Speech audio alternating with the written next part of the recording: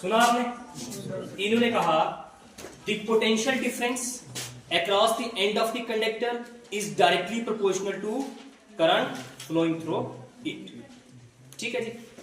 अगर हम इसको मैथमेटिकली लिखें तो हम इसको ऐसे लिख सकते हैं, V is directly proportional to I। लेकिन अभी भी आप इस चीज को नहीं समझे हैं, एग्जांपल के साथ इसको समझने की कोशिश करेंगे।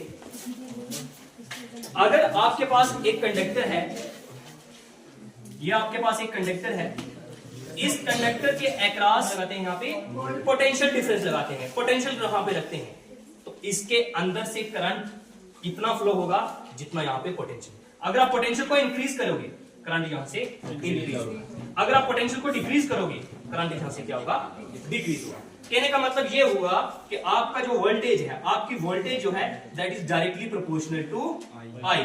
जितना आप इसको इंक्रीज करते हो उतनी ये इंक्रीज होती है, जितना आप इसको डिक्रीज करते हो उतनी ये डिक्रीज होती है। नंबर 1 पे आपको एक ही चीज याद रखनी है, potential difference across the end of the conductor is directly proportional to current flowing through it. Potential difference across the end of the conductor, इसका जो एंड है, potential difference across the end of the conductor is directly proportional to current flowing through it.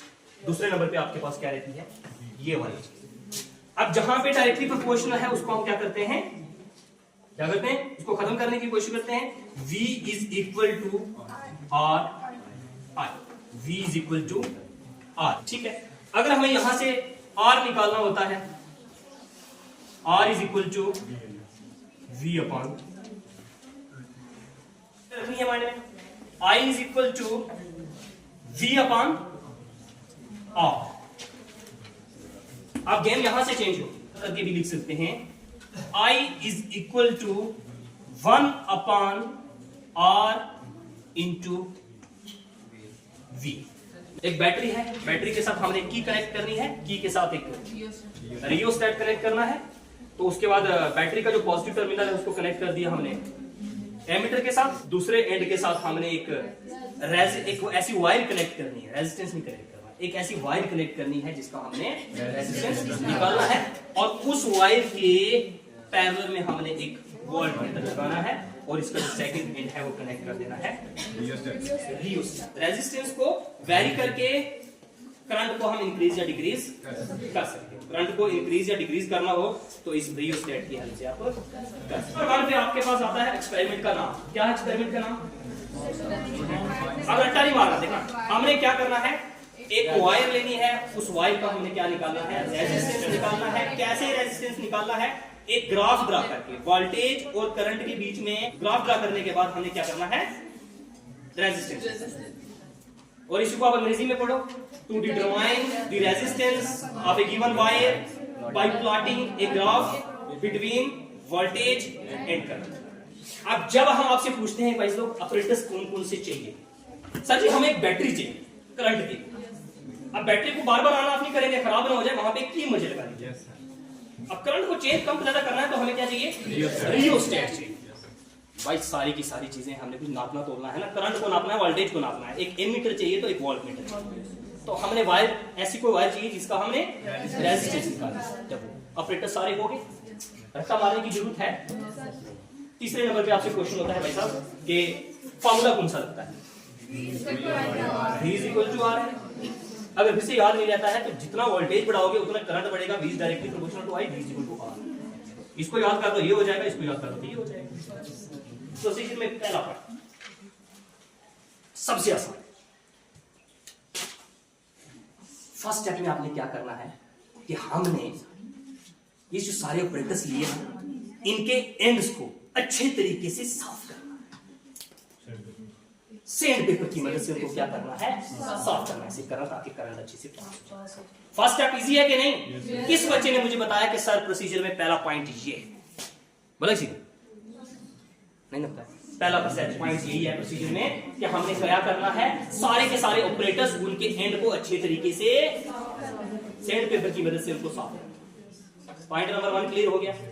Point number 2, हमने जैसे ये diagram बनी है इस तरीके से ऑपरेटर्स को एडजस्ट करना, ऑपरेटर्स को फिट करना। 2 पॉइंट हो गए प्रोसीजर में, बड़े आसान। पहले नंबर पे सॉल्व करना है, जिस तरीके से डायग्राम दी गई है इसी तरीके से हमने क्या करना है, एडजस्ट। बैटरी का नेगेटिव इधर जोड़ दो, इसको इधर जोड़ दो, इसको इधर जोड़ दो, इसको इधर जोड़ करके करते ये वाली डायग्राम आपकी 2 पॉइंट हो गए। तीसरे पॉइंट पे आपने क्या करना, तीसरे पॉइंट पे आपने क्या करना है, रियोस्टेट। रियोस्टेट की जो वायर है इसके ऊपर इसके होते हैं 2 एंड। कितने होते हैं? 2 एंड। और आपने इंश्योर करना है कि रियोस्टेट का ये वाला जो एंड है टच करता है इस वायर को, आपने इस एंड पे, ठीक है।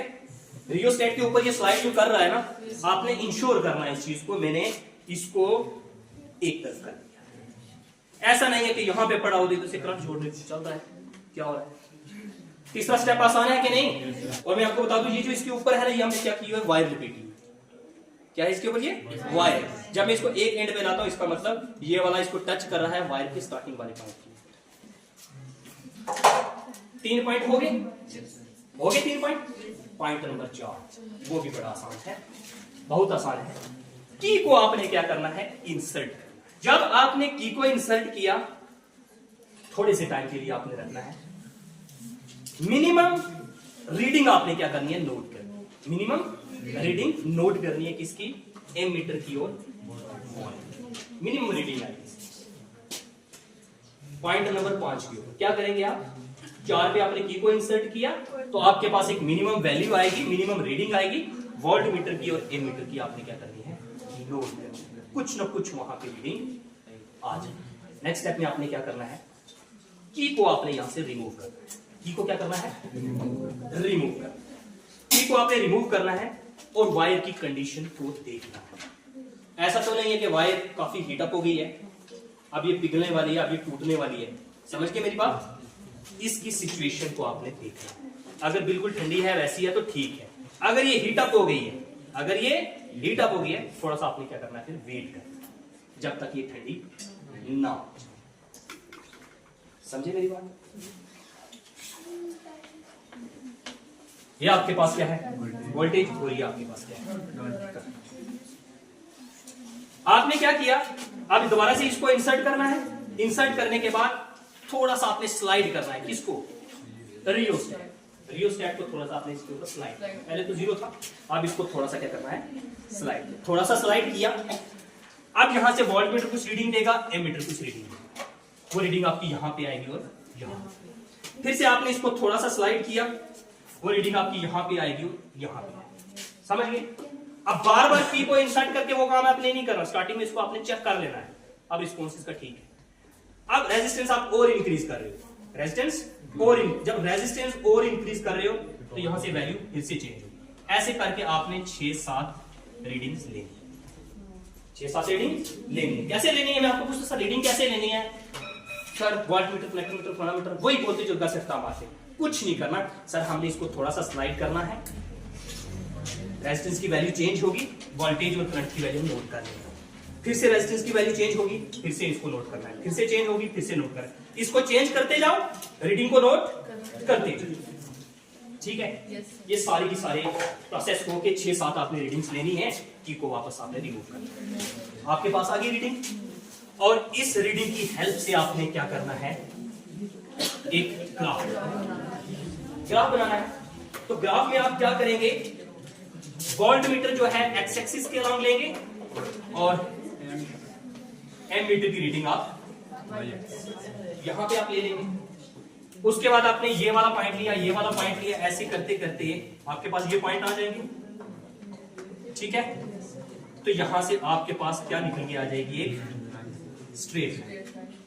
ये वाले डिफरेंट पॉइंट्स आपके यहां पे आएंगे, जिसकी वजह से आपके पास एक स्ट्रेट लाइन सामने आ जाए। अब यहां से गेम आस्ते आस्ते चेंज होगी। आपने बोला voltage is directly proportional to current, मतलब ये हुआ कि यहां पे ये मेरे पास क्या है, एक स्ट्रेट लाइन, ठीक है, वो चीज क्लियर होगी। लेकिन हमारा क्वेश्चन क्या था कि ये वाली जो वायर है, ये वाली जो वायर है, इसका हमें क्या निकालना था, ठीक है ना।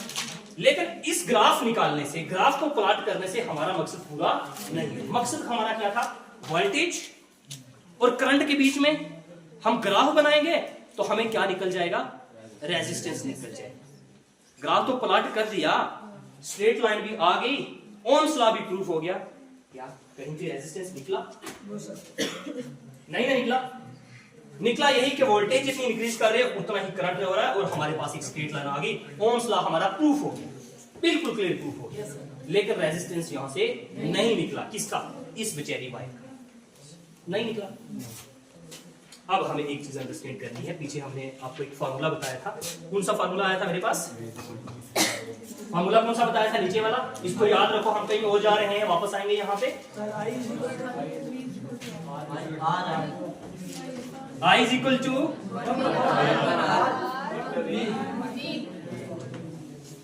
ये, इसको रखो यहाँ, देखते रहो, हमें कहीं और जाना है, वापस वोल्टेज यहां से इंक्रीज हो रही है, करंट यहां से इंक्रीज हो रहा है, हमारे पास एक ग्राफ आ गया।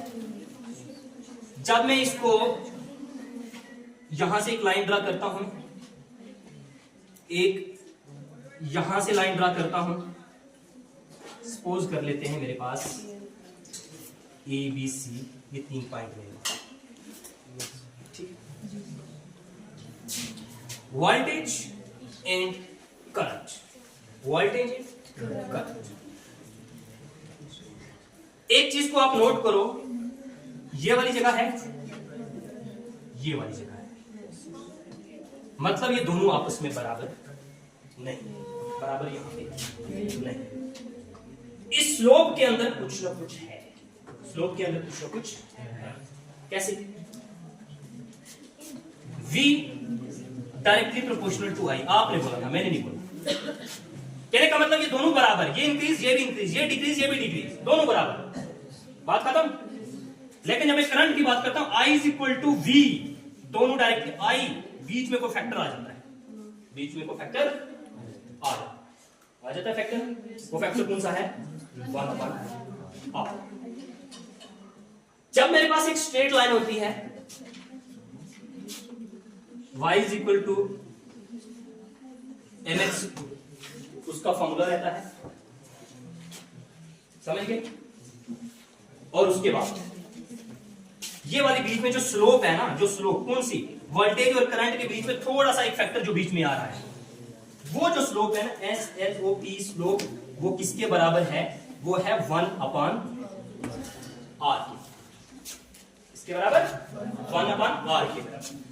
ये I और V दोनों बराबर होते, लेकिन जब मैंने इसको नापा दोनों बराबर नहीं है, थोड़ा सा कोई ना कोई फैक्टर है जो इसको स्लोप, यहां पे स्लोप बना रहा है, तो वो फैक्टर कौन सा है? 1/r। मतलब 1/r क्या है? यहां पे स्लोप है, यहां से हम क्या निकालना चाहते हैं? रेजिस्टेंस निकालना चाहते हैं, तो स्लोप किसके बराबर है? 1/r। तो ये 1/r किसके बराबर है? 1/r किसके बराबर है? A/B कहां है? A/B B/, समझ गए? ये स्लोप किसके बराबर? तो R किसके बराबर है? R किसके बराबर होगा यहां से? R इज इक्वल टू 1/1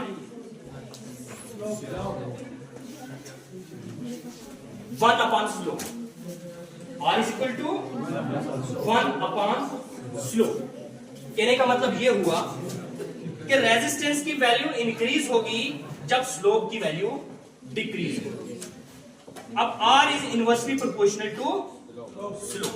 अगर आपके पास L लेंथ है इस वायर की, L लेंथ है इस वायर की, जब लेंथ इंक्रीज होगी तो रेजिस्टेंस भी इंक्रीज होगा, जब लेंथ डिक्रीज होगी रेजिस्टेंस भी डिक्रीज होगा, क्योंकि रेजिस्टेंस जो है वो लेंथ के डायरेक्टली प्रोपोर्शनल है। R किसके बराबर होता है? R इज इक्वल टू दूसरे वाला ओम्स लॉ वाला V/I। अब यहां से आप V और I को डिवाइड करते चलो तो रेजिस्टेंस की वैल्यू निकलती जाएगी, this very V and this very I। यहां से जो आएगा वोल्टेज की वैल्यू सपोज करते हैं आपके पास 5 है, इसकी वैल्यू आपके पास सपोज करते हैं 2 है, तो आप क्या करेंगे? R is equal to 5 divided by 2। ये आपके पास रेजिस्टेंस का निकल के आ जाएगा 2.5। अब इसी तरीके से इसको डिवाइड करो, इसको डिवाइड करो, इसको भी डिवाइड करो, तो इस तरीके से आपके पास रेजिस्टेंस की एक वैल्यू आ जाएगी। लेकिन चाहे ये वैल्यू कुछ भी होगी, ये कुछ भी होगी, लेकिन ओवरऑल जो आपके पास रेजिस्टेंस होगा वो बराबर है। रेजिस्टेंस क्या आएगा? बराबर। दूसरे नंबर, ऐसा सेटअप बनता है ओम्स लॉ। ऐसा सेटअप बनता है जो मैंने आपको बताया। कुछ बना बनाया मटेरियल भी मार्केट में अवेलेबल है। ये है हमारे पास ओम्स लॉ का ऑपरेटर्स। जिन मेरे प्यारे और सोने बच्चों को थोड़ी सी प्रॉब्लम होती है वहां पे ऑपरेटर्स को बनाने में, लेकिन हम तो कहेंगे वहां पे जाके ये वाला सेटअप बनाएं, आपको पता चलेगा कि कैसे बनाना। ये पूरे का पूरा सिस्टम यहाँ पे लगा हुआ है। एम मीटर है, वोल्ट मीटर है, रियोस्टेट है, सब कुछ यहाँ पे, ठीक है ना। यहाँ पे सिर्फ आपने एक वायर कनेक्ट करनी है जिसका आपने क्या करना है, रेजिस्टेंस निकालना है। यहाँ से आप इनपुट देंगे, इनपुट देने के बाद आप क्या करोगे, यहाँ से रियोस्टेट की वैल्यू थोड़ी थोड़ी चेंज करोगे, वोल्ट मीटर और एम मीटर की रीडिंग को देखोगे तो आपका आराम से ग्राफ बन जाएगा। समझ गए? सबसे पहले रियोस्टेट को यहाँ से 0 किया, उधर कनेक्शन दिया आपने बैटरी के साथ। आप स्लाइटली आराम से इसको क्या करोगे, रियोस्टेट को थोड़ा सा चेंज करोगे, वोल्ट मीटर एम मीटर की रीडिंग देखोगे और चेंज करोगे, फिर इसको देखोगे, फिर और चेंज, फिर उसको देखोगे। मैंने इसलिए इसको थोड़ा सा साइड लाइन पे रखा था ताकि आपको ये वाली डायग्राम बनाने में थोड़ी सी प्रैक्टिस हो जाए।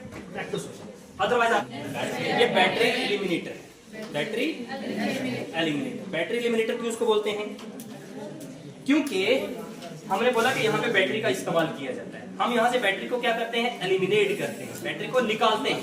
वो डायरेक्ट उस करंट का इसलिए इस्तेमाल नहीं करते ताकि बच्चों को कहीं करंट ना लगे, ठीक है। और इस करंट की वजह से आपको यहाँ पे करंट, चलिए जी इसको रखिए।